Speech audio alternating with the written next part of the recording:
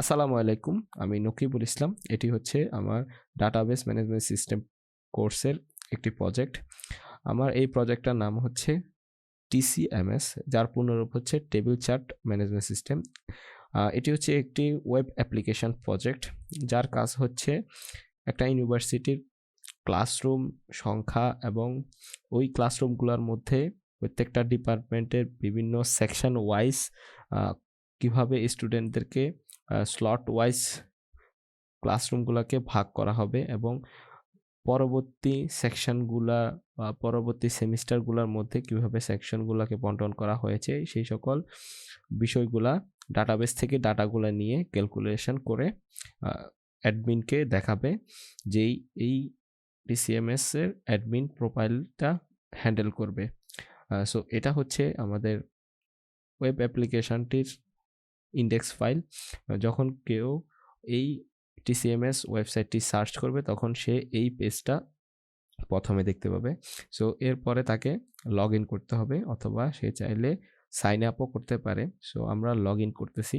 So আমাদের এটা হচ্ছে লগ ইন পেজ, এবং যদি লগ ইন না করা থাকে তাহলে অবশ্যই রেজিস্ট্রেশন করতে হবে। সো আমার রেজিস্ট্রেশন করা রয়েছে, সেজন্য আমি শুধুমাত্র লগ ইন করতেছি।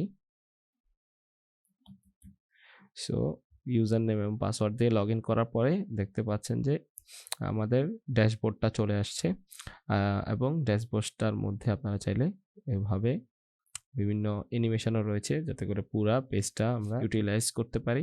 এবং এটা হচ্ছে আমার অ্যাডমিন প্রোফাইল, সেজন্য অ্যাডমিন প্রোফাইল দেখাচ্ছে।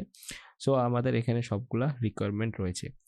সো প্রথমে যে বিষয়টা সেটা হচ্ছে আপনারা চাইলে এই ওয়েবসাইটটার মাধ্যমে ডাটা ইনপুট করতে পারেন।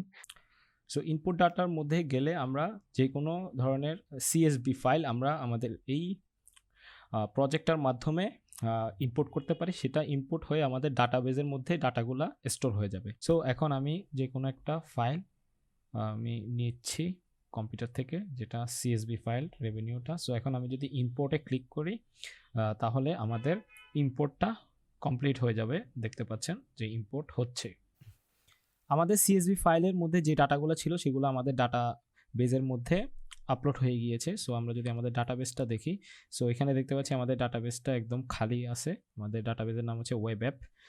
সো এখন আমি যদি এটা একটু রিফ্রেশ করি,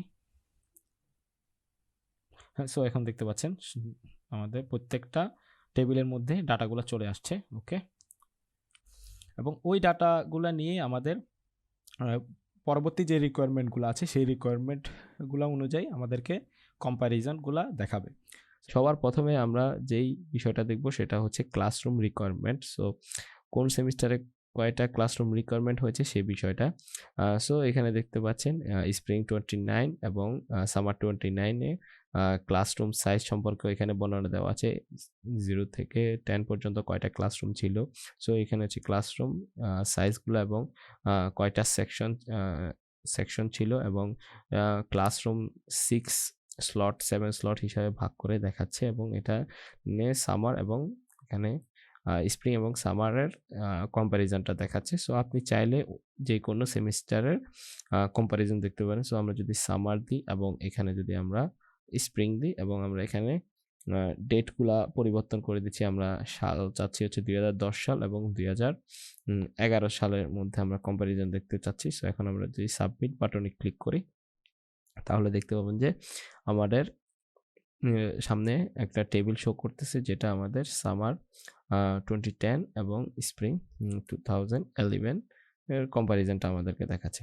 সো এরপরে আমরা যদি যাই কোর্স এনরোলমেন্ট সেকশনে, সো তাহলে সেখানেও কিন্তু একইভাবে আমরা ডাটাগুলো দেখতে পাবো। সো এখানেও আপনারা দেখতে পাচ্ছেন যে আগের মতো স্প্রিং এবং সামারের সাথে কম্প্যারিজন হচ্ছে, এবং এখানে এগুলো হচ্ছে এসবিই, এসইএলএস, এটা হচ্ছে বিভিন্ন ডিপার্টমেন্টের নেম, যেখানে এনরোলমেন্ট কোন ডিপার্টমেন্টে কতজন করে এনরোলমেন্ট হয়েছে সেই বিষয়টা দেখাচ্ছে। সো আমরা চাইলে এখানেও আমরা বিভিন্ন সেমিস্টারের সাথে তুলনা করতে পারি।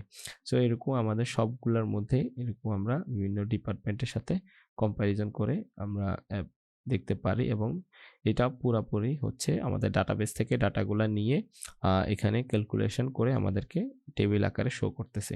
সো প্রত্যেকটার মধ্যেই কিন্তু সিমিলারভাবে কাজ করতেছে, ঠিক আছে? সো এখানে ক্লাস সাইজ, আইইউবি রিসোর্স এবং ক্যাপাসিটি। সো আমার ইউনিভার্সিটির নাম হচ্ছে ইন্ডিপেন্ডেন্ট ইউনিভার্সিটি। সো ইন্ডিপেন্ডেন্ট ইউনিভার্সিটির ডাটা নিয়ে আমি কাজ করেছি।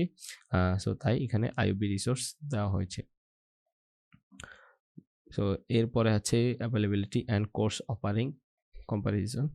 সো এখানে সেই বিষয়টা নিয়েও দেওয়া আছে। সো চাইলে আপনারা সেমিস্টার এবং ইয়ার চেঞ্জ করে বিভিন্ন ইয়ার এবং সেমিস্টারের বিষয়গুলো দেখতে পারবেন। ওকে, সো এরপরে আমরা যদি স্টুডেন্ট এনরোলমেন্টের মধ্যে যাই, সো দেখতে পাচ্ছেন স্টুডেন্ট এনরোলমেন্টের পুরা লিস্টটা আমাদের কাছে চলে আসবে 1 থেকে 60 পর্যন্ত, কোন স্কুলের মধ্যে কতজন এনরোলমেন্ট করেছে। সো এখন এটার মধ্যে আমরা যদি একটু পরিবর্তন করে দেখাই, 2011 সাল, তারপরে এখানে আমরা স্প্রিং দেখতে চাচ্ছি, স্প্রিং আমরা 2011 সালেরটা দেখতে চাচ্ছি। সো দেখা যাক কি আসে। সো দেখতে পাচ্ছেন 2011 সালে সবগুলা ডাটা আমাদের ওয়েব অ্যাপ্লিকেশনটার মধ্যে দেখাচ্ছে সুন্দর করে।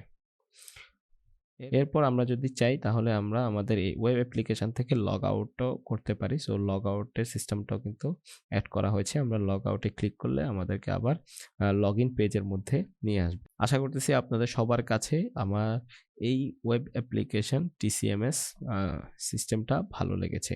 সবাইকে অনেক অনেক ধন্যবাদ।